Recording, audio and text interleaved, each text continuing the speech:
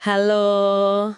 Oke, kita langsung aja nih ngebahas permintaan Anda soal buku The Road Less Stupid dari Keith J. Cunningham. Fokus kita kali ini nih ke satu bab spesifik ya, soal disiplin yang namanya waktu berpikir atau thinking time. Nah, kita coba bedah bareng nih, gimana sih praktik yang kayaknya simple ini bisa jadi senjata buat ambil keputusan lebih cerdas. Dan yang penting juga, gimana caranya biar nggak kena pajak kebodohan. Istilah Cunningham buat biaya akibat keputusan ngasal. Betul, betul. Dan ini perlu digarisbawahi ya, waktu berpikir versi Cunningham ini tuh bukan sekedar melamun iseng gitu.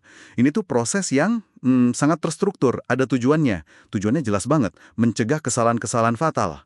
Kesalahan yang sering muncul dari mana? Ya dari asumsi yang nggak diuji, atau keputusan yang, ya ampun, impulsif banget. Ini jadi ingat nasihatnya Warren Buffett kan soal pentingnya punya waktu khusus, bener-bener hanya buat mikir, tanpa gangguan lain. Oke, oke, menarik. Mari kita bongkar lebih dalam. Jadi intinya gini ya, kesuksesan, apalagi di bisnis gitu, itu kayak olahraga intelektual. Kuncinya bukan cuma nambahin hal-hal pintar yang kita lakuin, tapi justru mengurangi kebodohan-kebodohan kecil itu.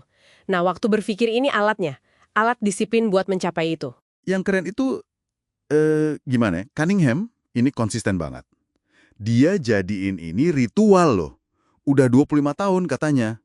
Jadi bukan cuma niat doang, tapi dijadwalin beneran.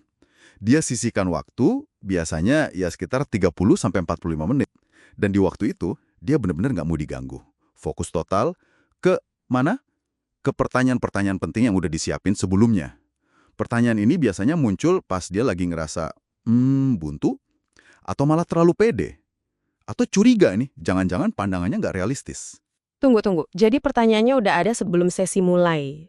Bukan yang duduk terus nunggu wangsit gitu. Nah, persis. Justru kualitas pertanyaannya ini krusial banget. Bukan pertanyaan asal-asalan. Contohnya nih ya, dari pertanyaan dasar kayak, siapa sih target pasar saya? Itu bisa digali lagi. Jadi, siapa sebenarnya target pasar kompetitor utama saya? Atau, kalau saya mulai dari nol hari ini, dengan semua yang saya tahu sekarang, pasar mana yang seharusnya saya sasar?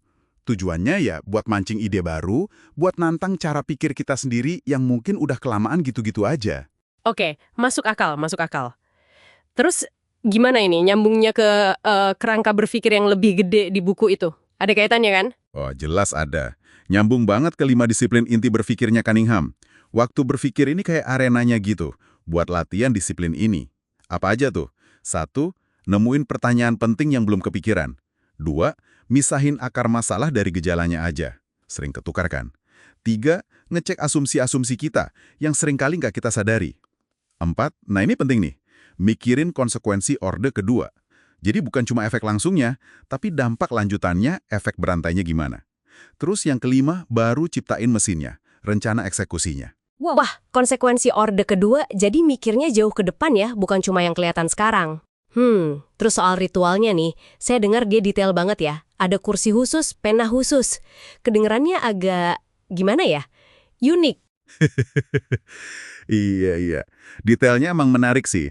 Ada kursi berpikir, pena berpikir, jurnal berpikir. Benar-benar dipisahin, cuma buat sesi itu. Jadwalnya juga presisi. Biasanya 60 menit total. Sekitar 45 menit buat mikir dalamnya, terus 15 menit terakhir buat ngerangkum, evaluasi ide. Proses mikirnya sendiri bebas saja, nggak boleh ngejudge ide pas muncul. Bahkan dia pakai titik kosong di jurnal kalau lagi macet buat mancing ide lagi.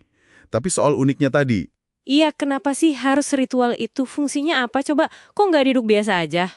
nah, pertanyaan bagus. Ritual ini tuh bukan buat gaya-gayaan semata. Ini cara sistematis buat maksa diri kita keluar dari mode emosional atau autopilot. Terutama ngelawan optimisme yang kadang kelewatan. Yang kata Buffett itu musuh terbesar investor rasional kan? Cunningham sendiri ngaku kok keputusan impulsif dulu bikin dia rugi jutaan dolar. Jadi ritual ini kayak bikin semacam penghalang psikologis, maksa kita pakai intelek secara sadar, terstruktur, misahin diri dari ruwetnya kerjaan sehari-hari. Oke, oke. Jadi semacam benteng pertahanan gitu ya buat ngelawan bias dan emosi kita sendiri. Paham.